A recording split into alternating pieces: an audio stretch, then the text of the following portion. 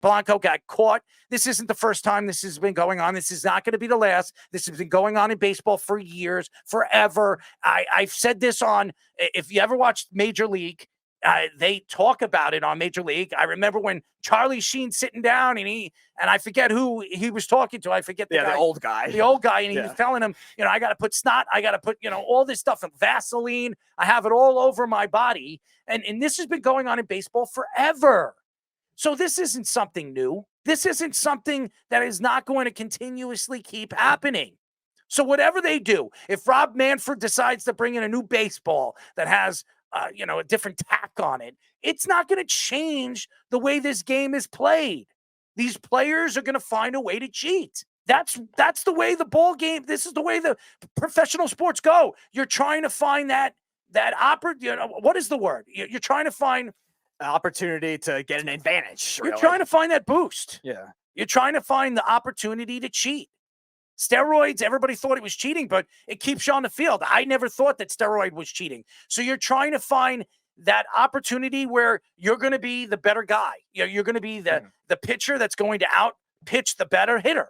That's what it is. And if you grab the ball, you grab the seam and you're putting rosin on it, or you're putting snot on it or Vaseline on it, it's going to make the ball dip more. It's going to make the ball spin more. The spin rates, obviously, the spider tack with, obviously, as you said, Garrett Cole, Kermit. I mean, every single thing that you see in professional baseball and professional sports, you're always trying to find that opportunity where you're going to be the better guy in the field. What is that? What is that called? I'm sorry. It's not a niche.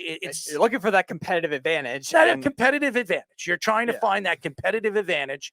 And right now, and we've had different players on this show. Mm-hmm. We've had many different baseball players on this show saying that, everybody's trying to find that advantage, as we saw with the Astros batting, banging garbage pails in their dugout. I mean, that was a form of telling the players what pitch is coming, So, and then there are teams that are using cameras. There are teams that are using iPads, aka the New York Yankees and the Boston Red Sox.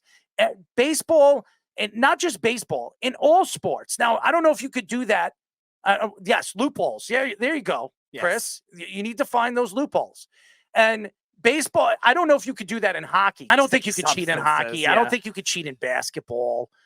I think the only sports that you can really take advantage of is football and baseball. As we know, Tom Brady and Bill Belichick, if there are no rules in the book, or there are rules in the book that obviously you can work around, that's a form of finding a way to have a loophole and find an advantage that you have in that particular game or that particular sport. Obviously, in baseball, I think there's so many ways. And I think baseball is the hardest sport to play. Mm-hmm. And the reason why is it's really one-on-one. It's the pitcher and the hitter. You're going up to the mound, you're going up to the plate, and you have to guess what this guy is going to be throwing. And that's not even the hardest part. You got to guess, and then you got to have to guess the speed, and you're going to have to see it and hit it. And there's no guarantees that you're going to hit it in fair territory, or you're not going to hit a blooper. So before you can hit a home run, a double, a triple, or a single. So, I mean, obviously, Ronel Blanco, getting caught with this substance. Obviously, baseball is going to drop the hammer on him this year, and baseball is trying to clean this up. I don't think there's any way of cleaning this up. This is going to continuously keep going on. It's not going to stop. Eventually, they're going to find something to kind of take rosin out of the game, and they're going to take this, and then a team or a player is going to find some other substance that you're not going to know, a dry substance that you're going to be able to rub on the ball that's going to give the ball a little bit more dipping or spin ratio or rotation, where they're going to have the advantage over the hitter. So I know everybody's trying to say, hey, you know what, baseball's trying to clean up the game. It's been going on forever. Why try to clean up something that's been around forever? Pete Rose said it. I remember when I never spoke to Pete Rose, but I saw him in an interview. And Pete Rose said, you should not change baseball. Baseball is good the way it is. And he said, baseball's been around for hundreds of years, over 100 years.